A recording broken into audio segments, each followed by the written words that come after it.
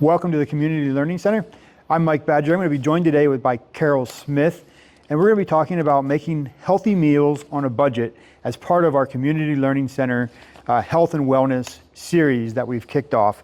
Now, Carol has been married for almost 63 years, been a homemaker during that whole time, has raised 4 kids and a husband, started and ran 2 businesses, an auto repair business and a flower business. Raised the kids. They now are retired. So welcome, Carol. We're glad to have you. Thank you. So I guess we'll open up our conversation, Carol. What makes a healthy meal? A healthy meal is including all the different things on the food pyramid, vegetables, milk products, some carbs, fruit. Okay. Now, is it important that every meal have all of those components, or is that you just speaking generally? I'm thinking daily. Okay. Yeah. Okay. So, Carol, give us a short overview. What's that day going to look like when we come in here to the fireside room and we talk about when you talk about making healthy meals on a budget? Okay. Well, first of all, we're going to go over the food pyramid. I'm not sure a lot of the young family mothers, wives, I'm not sure that they really know about the different things that provide a healthy meal. So we'll start with that. And then some of the basics that are needed in our cupboards in order to provide those healthy meals. Okay. And then I would like to show how to set up a meal plan weekly so that you would learn how to shop for that to fit that meal plan. So you won't be buying all kinds of extras, thinking, well, maybe I'm going to use this day, or maybe I'm going to use that. Or if you have a meal plan and you stick to it, it helps your budget tremendously. And then I will also be handing out recipes that I've found over the years that really were nutritious and yet stretched the budget and also fed the family well. Thank you. So on that idea of planning for your meals and things, how do you plan for your meals? Like, tell us, like in the life of Carol, how do you go from like needing to eat to actually making your meals? Well, I start thinking first thing in the morning, what am I going to have for dinner? I'm a big believer in using leftovers.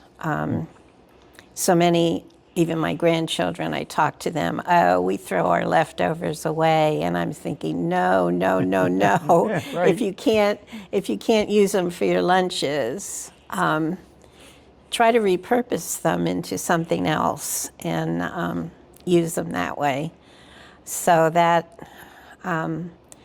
one of the things I do, and it's a challenge for me to do that. I love creativity, so I love to be creative and repurpose things. I check out my cupboards and I check out my freezer. Okay, what do I have that I can make a meal out of? So those are the things that I do. I see. Trying to make sure that I make something not only healthy, but something that my husband enjoys. So when you say that it's a challenge for you, you mean that in the creative, like you embrace that idea of like, I have this stuff, what can I do with it? And you're like, what's Lenny gonna eat, right? And that's your husband. So good, thank you. I never really had to worry about that. He ate most everything. Still is. Do you have a common misconception that you think about or that you've heard from people when it comes to preparing healthy meals? Like maybe a belief that they have that might not necessarily be the case. I guess one of the things is one misconception is that if you're eating healthy, it's not going to be tasty. And that's a challenge also, using herbs and different things to make that healthy really tasty. I see. So that was one of the misconceptions I thought about.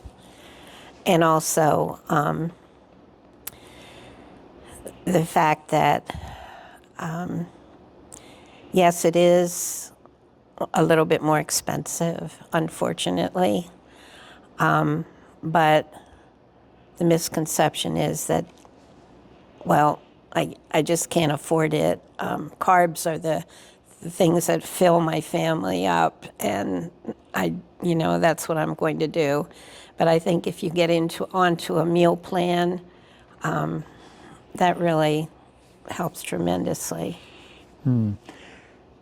Yeah, I've heard, like, just as an aside, like that whole idea of I can't afford to eat healthy. It's kind of one of those things where you may not pay for it now, but in 10 years or later in your life, you will pay for not eating healthy. Yeah. And it's going to cost you a whole lot more in healthcare after the fact, I think. Would you agree with that? Yes. Yeah. So with the idea that things keep rising, meats, proteins, they're on the rise, lots of inflation. How do you deal with the rising costs? Shop intelligently. Watch your paper for coupons. Watch for sales. Buy in bulk, especially the proteins. Like if you see a whole pork loin, if you see a whole pork loin and it's reasonable, buy it and cut it up, and you'll have that in your freezer. So that's a couple of the things that I do. And so then you obviously have a freezer, then you could put some of that stuff in. Yes. And I also enjoy growing my vegetables in the summertime and freezing what is in excess. So like preserving, freezing, maybe canning for somebody, and dehydrating kind of thing. Right. Yeah, great. So if you were talking to a young mother or a young father who's just starting to think about preparing healthy meals, what kind of tips could you give them? Oh, well, it's so tempting and so easy to, like if you're both working, it's so easy to stop at McDonald's or go to Wendy's or go to the freezer section and buy a meat pie or something like that. Not the most healthy things, but it's something that a lot of young people do in their busy schedules. So I would tell them to take some time, put some time aside and say, this is what we're going to do. We're going to make a meal plan. We're going to buy accordingly and start there and just little by little. It is going to take time. Eating healthy, making meal plans, making things ahead, it does take time. So you have to weigh health against the amount of time that you are going to be spending. So. Well, thanks. I'm looking forward to the class on the 26th. I'm sure you'll have lots of other things to kind of fill in this little overview, this teaser that you've given us. let's end, Carol. I know you're a woman of faith. How does your faith fit into this idea of preparing healthy meals for your family? Well, over the years, having our businesses, sometimes things were quite lean, sometimes things were very good. But whether it was really lean or very good, just thanking God for what He's given. In the lean times and in the full times. And yeah, that's what my faith has taught me, to give thanks. to have a heart of gratitude towards our Creator. Yeah. Yeah. Do you have a scripture that resonates with kind of what we've been talking about? Well, it does, but one of the verses that has gone over my mind over the years was Proverbs 15:17. Better is a dinner of herbs where love is than a fattened ox and strife. And I've thought about that often. As a mother, we set the tone. A mother and wife, we set the tone for the family. And if we even have a meal that is maybe lean, if we do it with a heart of gratitude and joy and love, nobody will remember 10 years from now whether that meal was lean or not. So. Well said. So thank you, Carol, for joining us here today to talk a little bit about your session coming up on the 24th of January, where you'll be digging a little deeper into this idea of making healthy meals on a budget.